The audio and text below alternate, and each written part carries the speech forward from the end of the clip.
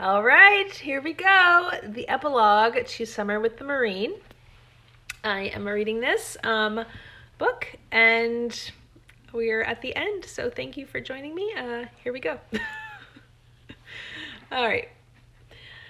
Epilogue.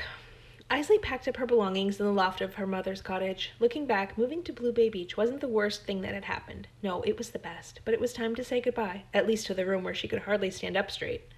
She'd arrived with little more than a couple of bags and a broken lamp. She was leaving with 3 bags, her ice cream maker, and a very full heart.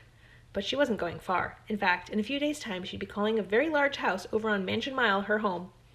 After the unexpected inheritance, Ford decided to keep the mansion, at least for the time being. But before she changed her address, she had a wedding to go to, his and hers. Then she'd move in, do all the work to officially adopt Coco, and then after that, they'd go on a family vacation, followed by a honeymoon. The future looked bright, and her calendar full. She lowered onto a chair in the kitchen, the space brimmed with supplies for the wedding. It was going to be an intimate affair with only close friends and the small amount of family she and Ford had. However, she was suddenly overwhelmed.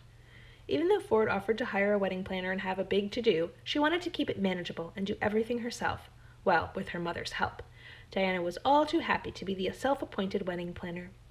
Eisley poked through the boxes containing the silver and blue decorations, the reams and reams of twinkle lights, the place settings including coordinating blue and silver plates, napkins, silverware, and name tags. They were going to host it in the lavish garden at the mansion, and she worried something would go wrong. She'd forgotten something, or worse, Ford wouldn't show up. Her mother appeared, carrying an armload of blue tulle fabric, stitched with silver stars. "Look what I found," she crowed. "This will be perfect to drape over the arbor. With the twinkle lights, it'll glow." She paused in front of Eisley. "We don't have time to lounge around." Then she gave her daughter a second glance. "Uh-oh, what's going on?" "I'm worried, that's all." "Have you ever heard the saying that goes something like, 'Worry is like playing for what you don't want'?" She dropped onto the seat beside Eisley and took her hands. She offered her daughter a soft gaze, then lowered her chin and started to pray. She expressed her gratitude for the blessings in their lives and asked for God's love and guidance in the coming days and for a loving marriage for her daughter and Ford. When Eisley blinked her eyes open, her mother pulled her into a warm hug. She felt infinitely better. "Ready to get set up?" Eisley smiled and nodded, once again reminded of how what seemed like a wrong turn in her life, bringing her to a small town to live with her mother, had become the biggest and best blessing. The 2 women spent the morning decorating the patio and backyard for the wedding. Eisley imagined that when the sun finally settled behind the house, the outdoor space would look enchanted. Ford had taken Coco out of town for the day because Eisley wanted to surprise them with the decorations. She wanted a grand reveal and knew it would be a night they'd never forget. Mother and daughter set up tables for the ice cream bar, which would feature Eisley's ice cream plus all the toppings like hot fudge, caramel, butterscotch, melted marshmallow, and much, much more. They'd have the dinner catered, and since there were only 25 guests, it was manageable. Eisley took a deep breath.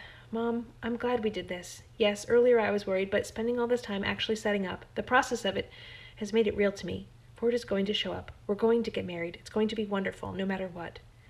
She gave her mother a hug, and they went back to the cottage so Eisley could get ready. Claudia, Billy, and Betty were already there waiting for her. They chirped and chattered with excitement.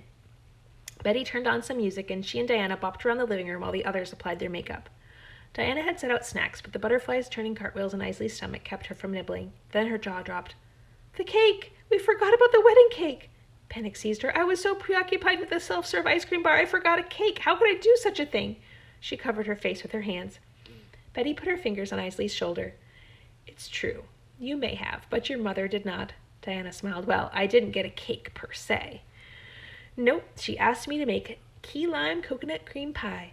Eisley threw her arms around both women and pulled them into a hug. "Again, you saved the day. Thank you." "And that's not all." Betty passed Eisley an envelope. "You're not allowed to open this until I'm 6 feet under, but it contains the secret pie recipe. I want you to carry on the legacy. I figure if you can make ice cream, you can manage pie." "Betty, don't talk like that, but thank you. I'm honored." Eisley pressed the envelope to her chest, then gave her another hug.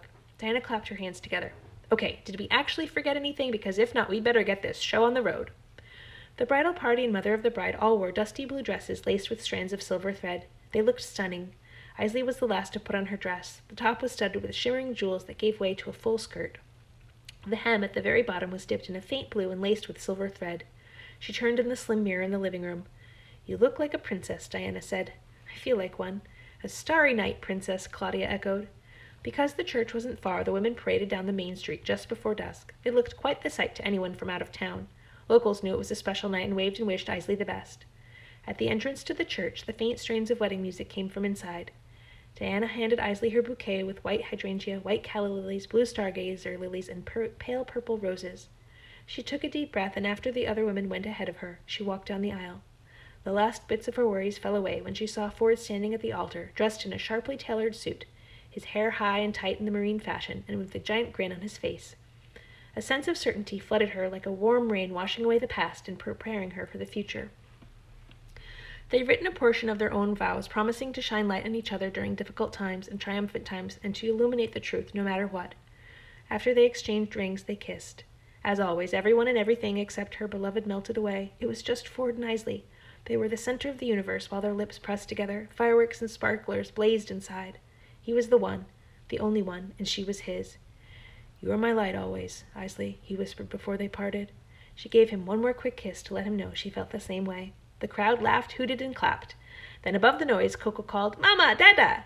The love in the church was huge, almost too big to be contained, so they proceeded to Mansion Mile to celebrate under the starry, starry sky. The end. Oh, I love happy endings. I hope you do too. If you don't have your own copy of Summer with the Marine, I want you to know that it's free on all platforms. So Amazon, Nook, Apple, anywhere where you read your books. Summer with the Marine is free. It is the first in the Blue Bay Beach romance series. All of the books, there are 6 of them. All of the books are available individually as well as in a box set. So I have 2 box sets, with one with the first 3 books, one with the second 3 books, and inside of each book there is a fun surprise at the end. So you may have may have heard everyone mentioning the key lime coconut cream pie recipe. I hope that didn't show up. I had a text and my battery's low. Anyway, I will finish this up real quick. There's a recipe for Betty's key lime coconut cream pie recipe. That is a mouthful. And then also in the books there are excerpts from the next one that you can read. And you can find links to all of these things right in my profile. And that's my dog. So that means I'm hopping off. Thank you for joining me. Happy reading. Bye-bye.